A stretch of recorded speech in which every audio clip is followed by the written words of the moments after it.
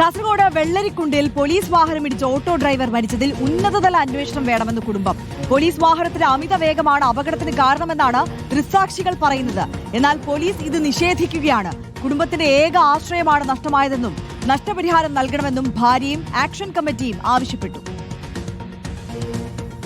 Police വണ്ടി അമിത വേഗത്തിലാണെന്നുള്ളതാണ് കണ്ടുനിന്നവരൊക്കെ പറയുന്നത്. അപ്പം അമിത വേഗതയിൽ വന്ന് ഈ രാജു ഓടിച്ച ഓട്ടോയ്ക്കിട്ട് ഇടിച്ചാണ് രാജു മരണപ്പെടാനുള്ള കാരണം. അതുകൊണ്ട് രാജുവിന്റെ കുടുംബത്തെ ആഭ്യന്തര വകുപ്പ് സഹായിക്കണമെന്നാണ് നമ്മൾ ആവശ്യപ്പെടുന്നത്. പോലീസിന്റെ ഭാഗത്തു നിന്നൊരു വീഴ്ച വന്നിട്ടുണ്ടെന്നുള്ളത് മറച്ചു വെക്കാനുള്ള ശ്രമം നടത്തുന്നുണ്ടെന്നുള്ളതാണ് ഞങ്ങൾ മനസ്സിലാക്കുന്നത്. വെള്ളരിക്കുണ്ട് ലോക്കൽ പോലീസിൽ നിന്ന് അന്വേഷണം മാറ്റി ക്രൈംബ്രാഞ്ചിനെയോ അല്ല ഉന്നത ഉദ്യോഗസ്ഥരെ ഏൽപ്പിക്കുമെന്നാണ് ഇപ്പം പറഞ്ഞിട്ടുള്ളത്. അപ്പം എന്തായാലും ആ കുടുംബത്തിന് നീതി ലഭിക്കണം. കാരണം രാജുവിന്റെ ഒരു വരുമാനം കൊണ്ടാണ് ആ കുടുംബം ജീവിക്കുന്നത്. എൻ്റെ രാജേഷ് മരണത്തിന് നീതി ലഭിക്കണം.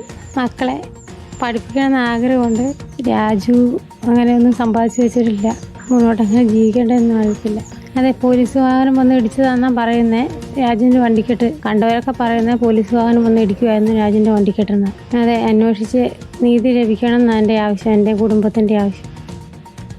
അരുൺ പൂപ്പറമ്പ് കാസർഗോഡ് നിന്ന് വിവരങ്ങളുമായി ചേരുകയാണ്. അരുൺ, പോലീസിന്റെ ഭാഗത്തു നിന്ന് ഗുരുതരമായ വീഴ്ച സംഭവിച്ചിരിക്കുന്നു. കൃത്യമായ അന്വേഷണം വേണമെന്നാണ് ഈ കുടുംബം ആവശ്യപ്പെടുന്നത്. ഒപ്പം ആക്ഷൻ കമ്മിറ്റിയും അത്തരത്തിലൊരു ആവശ്യവുമായി ഇപ്പോൾ മുന്നോട്ട് വന്നിരിക്കുകയാണ്. മാത്രമല്ല, ആ കുടുംബത്തിലെ ഏക അത്താണിയാണ് ഇല്ലാതായിരിക്കുന്നത്. ആ കുടുംബത്തിന് ഒരു നഷ്ടപരിഹാരം വേണം, ഒരു ധനസഹായം വേണമെന്നുള്ള ആവശ്യം കൂടി മുന്നോട്ട് വെക്കുകയാണ്. തീർത്തും ന്യായമായ ഒരു ആവശ്യമല്ലേ?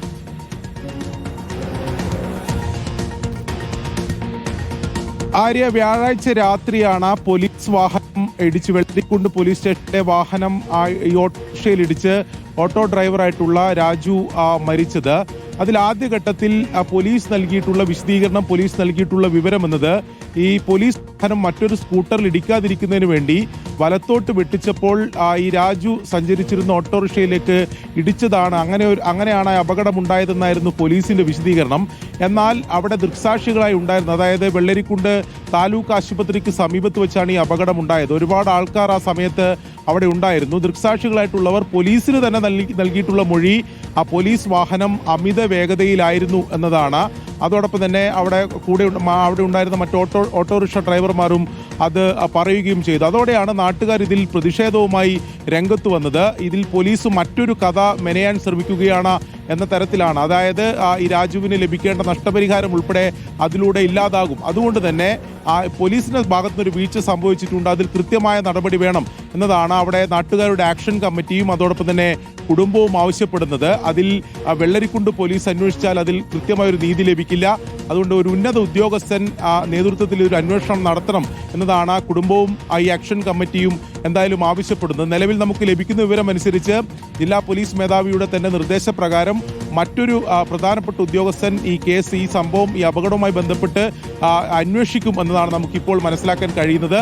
അങ്ങനെ ഒരു അന്വേഷണം ഉണ്ടായില്ലെങ്കിൽ സ്വാഭാവിക അരുൺ പൂപ്പറമ്പയാണ് വിവരങ്ങൾ നൽകിയത്.